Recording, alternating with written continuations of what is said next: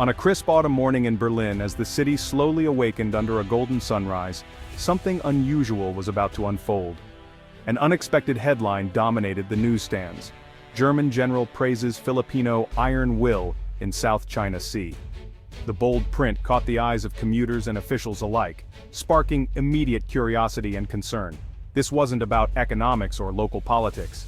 It was a statement that reverberated across Europe's power corridors, echoing through the halls of government and diplomatic offices. Suddenly, the Philippines, long seen as a vacation spot or a source of overseas workers, was thrust into the global security spotlight. Newsrooms buzzed with updates, and analysts scrambled to understand the implications. The idea of the Philippines as a strategic player was almost unimaginable, until now. Experts debated what this shift could mean for the balance of power in Asia. The source? A high-ranking German general, not a politician but a seasoned soldier with NATO credentials and years of experience in international security. His words weren't casual. They were a public acknowledgement of a new reality unfolding in Southeast Asia, delivered with the gravity of someone who understood the stakes. The message was clear and urgent. Pay attention to the Philippines. What's happening there matters to us all, from ordinary citizens to world leaders, as the world watched with growing interest. The timing was crucial. Tensions in the Indo-Pacific were at a peak, and global supply chains felt more fragile than ever, with every development sending ripples through markets. The general's statement signaled that Europe's security was now tied to distant seas defended by Filipino sailors, forging a new link between continents. The stability of the South China Sea was suddenly linked to Europe's own prosperity and peace, making distant waters feel much closer to home. This headline wasn't just news, it was a wake-up call, jolting policymakers and the public into a new awareness. It forced a dramatic reevaluation of the Philippines' role on the world stage, prompting urgent discussions and strategic recalculations. The world, and especially Germany, was beginning to see the Philippines as a strategic anchor, not just a destination or a distant partner. The narrative had shifted overnight, and the world would never look at the Philippines the same way again. For decades, the world saw the Philippines as a land of beaches and hospitality, a paradise, but not a power. Its turquoise waters and warm smiles drew millions, yet the nation's true potential remained largely overlooked by the global community. This image, though positive, masked the nation's deeper strengths and its growing global role. Filipino professionals excelled in fields from medicine to technology, quietly shaping industries around the world. The Philippines was rarely seen as a strategic heavyweight, its military viewed as modest and focused inward. Its defense forces, though often underestimated, were quietly building expertise and resilience. Bigger powers dominated regional security conversations, often speaking for the Philippines, not with it. The nation's voice was frequently sidelined in critical discussions about its own future. But beneath the surface, a transformation was underway. Cities were rising, businesses were innovating, and a new sense of purpose was taking hold. Filipinos were forging a new identity, more vocal, more assertive, more united. Across the archipelago, people were finding their voice and demanding to be heard. This wasn't about seeking conflict, but about defending sovereignty and refusing intimidation. The nation was standing up for its rights, determined to protect its people and its future. The world was about to learn that the same resilience shown in typhoons made Filipinos unyielding at sea. Their courage in the face of adversity became a symbol of national pride and determination. The shift became visible in the determined Coast Guard crews, sharp diplomacy, and unwavering public support. Every action, from the seas to the negotiating table, reflected a newfound confidence. The Philippines was no longer content to be defined by others.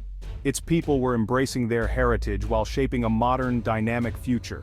It was redefining itself as a linchpin of democracy and strength in the Indo-Pacific.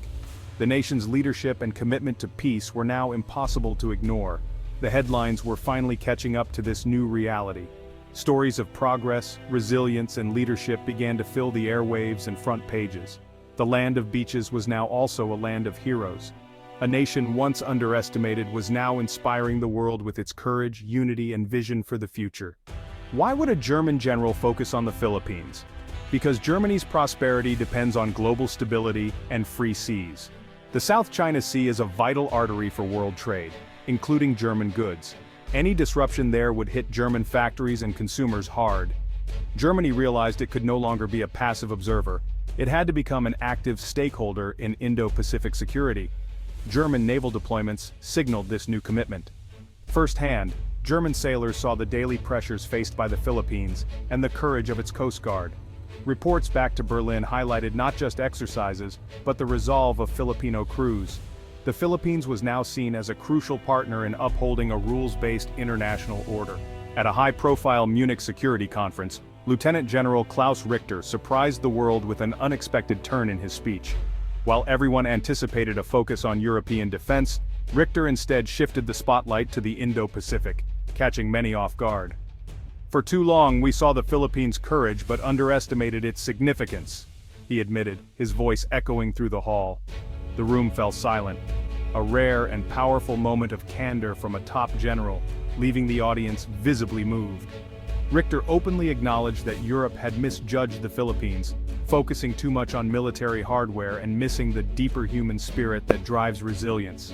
He cited first-hand reports from German naval officers: Filipino vessels, often outnumbered and outgunned, never backed down from their mission.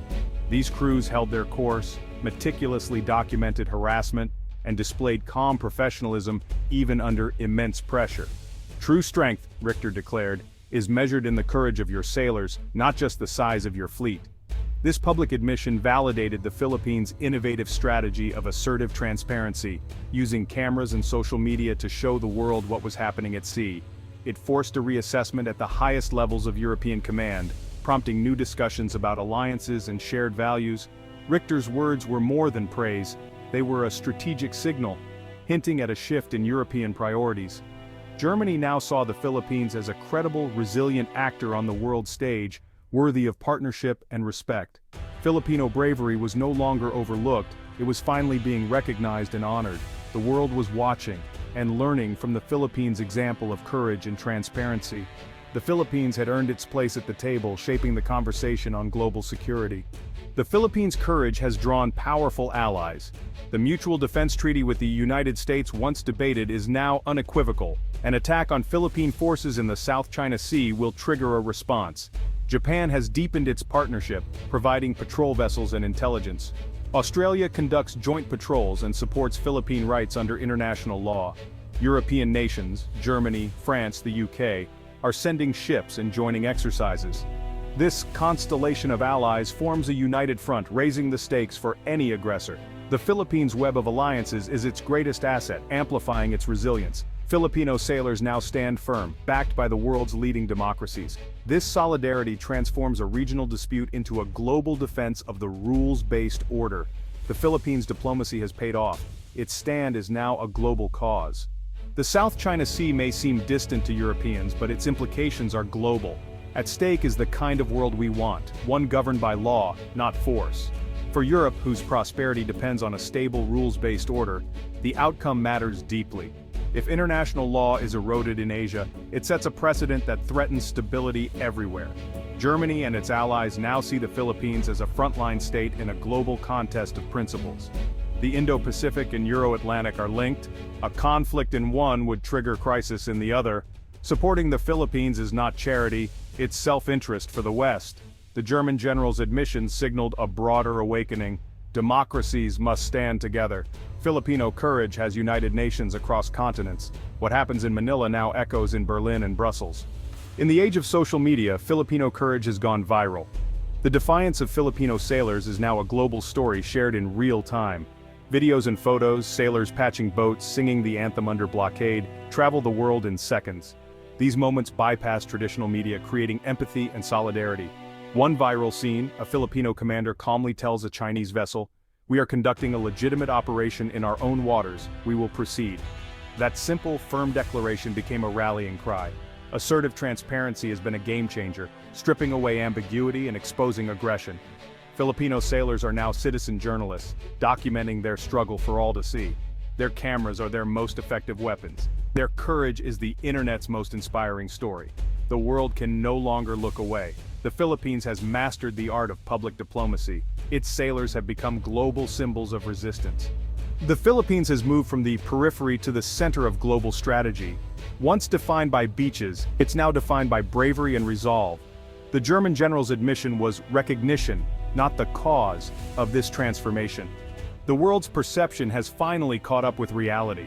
The Philippines is now indispensable, a democratic anchor in a turbulent region. Its new status is built on courage, smart statecraft, and a web of alliances. The nation has shown that conviction and creativity can defend sovereignty.